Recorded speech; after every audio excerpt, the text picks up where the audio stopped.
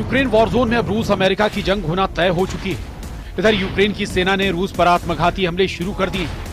Zelensky के तूफानी हमलों के बाद रूस ने पूर्वी यूक्रेन के कम से कम 3 बड़े शहरों पर कब्जा कर लिया है। अब पूरे यूरोप में इस बात का डर फैल गया है कि यूक्रेन के युद्ध का फैसला रूस और अमेरिका की जंग से होगा। हारते यूक्रेन का आत्मघाती हमला, अमेरिका रूस का सर्वनाश युद्ध, उड़ा दिया रूस का शाहिद ड्रोन अड्डा, ताबूत में यूरोप के 15 देश, पुतिन की यूरोप जंग शुरू। यूक्रेन युद्ध अब रूस और अमेरिका युद्ध में तेजी से बदलता जा रहा है। पिछले 48 घंटे में बड़ी तेजी से समीकरण बदल चुके हैं। जहां अमेरिका ने 2 परमाणु पनडुब्बी रूस के खिलाफ समंदर में उतार दी हैं, तो वहीं रूस ने अपनी परमाणु पनडुब्बियों को भी अमेरिका के खिलाफ समंदर में उतार दिया है। हम आपको दिखाने जा रहे हैं जहां एक तरफ रूसी सेना तेजी से पूर्वी यूक्रेन पर कब्जा कर रही है, तो वहीं अमेरिका और नेटो के प्लान के तहत यूक्रेनी सेना रूस के सैन्य अड्डों पर भयंकर हमले कर रहा है। यहां तक कि रूसी रिफाइनरियों को भी यूक्रेनी ड्रोन हमलों से भीषण नुकसान हुआ है। दूसरी तरफ खबर यह है कि यूक्रेन के खैरसोन पर रूस के तूफानी हमलों से हाहाकार मच चुका है, जबकि यूक्रेन के चार्सिव यार शहर पर रूस ने कब्जे का दावा किया है। जानकारों की माने तो युद्ध में अब पूरी तरह से बाजी पलट चुकी है और अब यूक्रेन को बचाने के लिए अमेरिका सीधे जंग में कूद पड़ा है। लगभग 1260 या कहें 42 महीने की जंग के बाद अमेरिका रूस से जंग करने के लिए मजबूर हो रहा है। हालात ये हैं कि हारते यूक्रेन ने अब रूस पर ऐसे आत्मघाती हमले कर दिए हैं जिसने इस युद्ध को अब रूस और अमेरिका के बीच परमाणु जंग में तब्दील करना शुरू कर दिया है।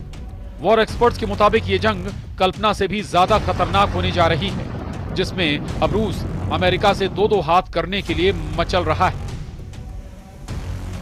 जहां एक तरफ यूक्रेन के इलाकों पर रूस कब्जा कर रहा है, तो वहीं दूसरी तरफ यूक्रेन रूस के अंदर घुसकर भयानक हमले कर रहा है। हालात ये हैं कि रूस यूक्रेन को तबाह करने के लिए किंजल मिसाइलें और सुखोई और मिग सीरीज के लड़ाकू विमानों का इस्तेमाल कर रहा है, तो वहीं दूसरी तरफ जमीन पर एक एक करके यूक्रेनी शहरों पर कब्जा कर चुका है। इधर बौखलाए जेलेंस्की ने रूस के कुछ ऐसे अड्डों पर हमला करवाया है जिससे पुतिन बुरी तरह से तिलमिला गए हैं। जरा देखिए। यूक्रेनी ड्रोनों ने रूस के कई क्षेत्रों में औद्योगिक स्थलों को निशाना बनाया, जिसमें ईरान द्वारा डिजाइन किए गए ड्रोनों वाला एक प्रतिष्ठान भी शामिल। 25 तक यूक्रेन पर हमले नहीं रोके गए तो अमेरिका रूस पर बेहद सख्त कार्रवाई करेगा। दावा तो यहां तक किया गया है कि रूस ने यूक्रेन के 5 प्रांतों पर एक तरह से पूरी तरह से कब्जा कर लिया है। रूस के तूफानी हमलों का सामना रूस नहीं कर पा रहा है। हम आपको कुछ खबरें और आंकड़े दिखा रहे हैं जिससे आपको पता चलेगा कि रूस किस तरह से यूक्रेन को रौंद रहा है। रूस के प्रचंड हमलों को देखते हुए यूक्रेन के दक्षिणी बंदरगाह शहर खैरसोन के कुराबेल इलाके में यूक्रेनी नागरिकों को हटा दिया गया है। रूसी सेना यूक्रेन के कुराबेल इलाके में एक पुल को उड़ा चुकी है। रूस के रक्षा मंत्रालय ने कहा है कि रूसी सेना ने यूक्रेन के पूर्वी डोनेस्क क्षेत्र के अलेक्सांद्रो कलिनोव गांव पर कब्जा कर लिया है।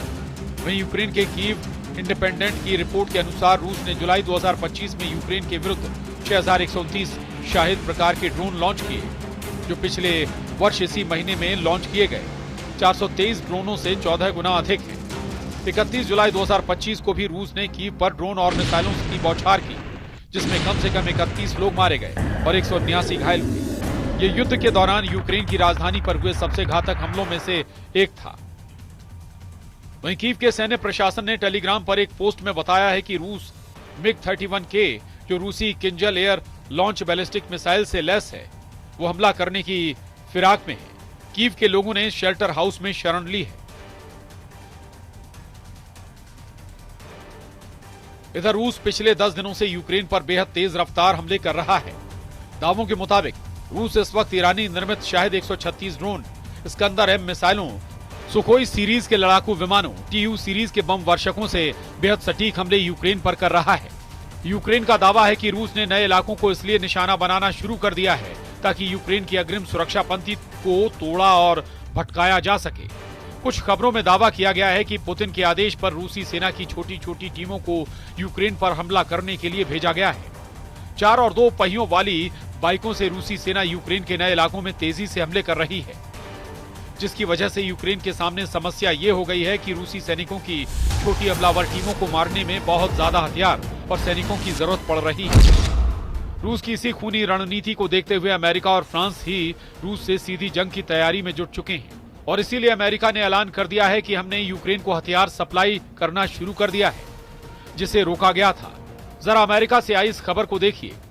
अमेरिकी अधिकारियों ने रॉयटर्स और एसोसिएटेड प्रेस को बताया कि अमेरिका ने यूक्रेन को तोपखाने के गोले और मोबाइल रॉकेट आर्टिलरी मिसाइलों की आपूर्ति फिर से शुरू कर दी है। डोनाल्ड ट्रंप ने दावा किया है कि उन्हें नहीं पता कि पिछले हफ्ते शिपमेंट को रोकने का आदेश किसने दिया था। अधिकारियों ने नाम ना छापने की शर्त पर बताया कि 155 मिलीमीटर आर्टिलरी गोले और GMLRS यानी मोबाइल रॉकेट आर्टिलरी मिसाइलें उपलब्ध कराई जा रही हैं।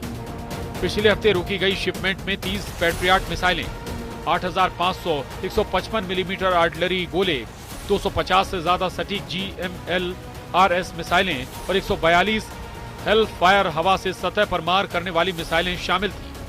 हैरानी की बात तो यह है कि अमेरिका के राष्ट्रपति के आदेश नहीं देने पर भी यूक्रेन को हथियार सप्लाई किसने रोकी, इसका सही पता अभी तक नहीं चला है। फिलहाल यूक्रेन को हथियार सप्लाई शुरू हो गई है। पहले आप जरा इन तस्वीरों को देखिए जिसमें यूक्रेन के खार्किव, खेर्सोन, सुमी और ओदेसा में रूस के खूनी हमलों ने हाहाकार मचा दिया है। खार्किव में रूस ने पिछले हमलों की तरफ इस्कंदर-M मिसाइलों से कई हमले किए हैं, जिससे यूक्रेन को भयंकर नुकसान हुआ है। 7 दिन पहले रूस ने जब ओदेसा में हमला किया था तो दुनिया ने ऐसी खौफनाक और दर्दनाक तस्वीरें देखी कि लोगों का कलेजा कांप गया। हालांकि रूस के विदेश मंत्री सर्गेई लावरोव ने दावा किया, काला सागर के बंदरगाह शहर ओदेसा में जिस जगह रूस ने 2 बैलिस्टिक मिसाइलों से हमले किए हैं, वहां पर यूक्रेन के खुफिया अधिकारी यूरोप और नेटो देशों के अधिकारियों के साथ मीटिंग कर रहे थे। इस हमले पर रूस ने दावा किया कि उसके हमले में ओदेसा में मौजूद 66 सैन्यकर्मी मारे गए थे, जो आम यूक्रेनी जनता को ढाल बनाकर इमारत में खुफिया मीटिंग कर रहे थे। रूस ने इन हमलों से साबित कर दिया था कि यूक्रेन की तरफ से यूरोपीय देशों ने रूस के खिलाफ सीधी जंग शुरू कर दी है। अब हम आपको बताते हैं कि रूस के राष्ट्रपति पुतिन के बेहद करीबी रूसी सुरक्षा परिषद के उपाध्यक्ष दिमित्री मेदवेदेव ने यूरोप और यूक्रेन को लेकर क्या जंगी चेतावनी दी है। रूस के पूर्व राष्ट्रपति दिमित्री मेदवेदेव ने अप्रैल में ही यूरोपीय देशों को सीधी चेतावनी दी थी। दिमित्री ने धमकी देते हुए कहा था कि यूरोप में मौजूदा यूरोपीय शांति सैनिकों को रूसी सेना ताबूत में भेजेगी।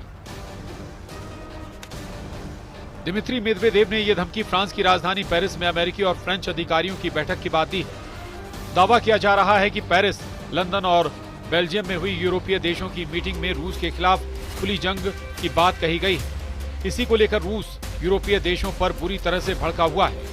ब्रिटेन और फ्रांस के नेतृत्व में करीब 15 यूरोपीय देश यूक्रेन में अपने सैनिकों को भेजने पर राजी होते दिख रहे हैं। इसीलिए रूस ने चेतावनी दी है कि वो यूक्रेनी धरती पर किसी भी पश्चिमी सैन्य उपस्थिति को बर्दाश्त नहीं करेगा। दिमित्री मेदवेदेव ने पुतिन की तरफ से यूरोपीय सेना को चेतावनी दी है कि यूक्रेन की जमीन पर मौजूद एक भी यूरोपीय सैनिक जिंदा नहीं बचेगा। रूस हर यूरोपीय सैनिकों को मारकर ताबूत में बंद करके भेज देगी। यानी इस वक्त रूस यूक्रेन को कब्रिस्तान बनाने में जुटा है, तो वहीं यूरोपीय सेना को ताबूत में भेजने का ऐलान कर रहा है।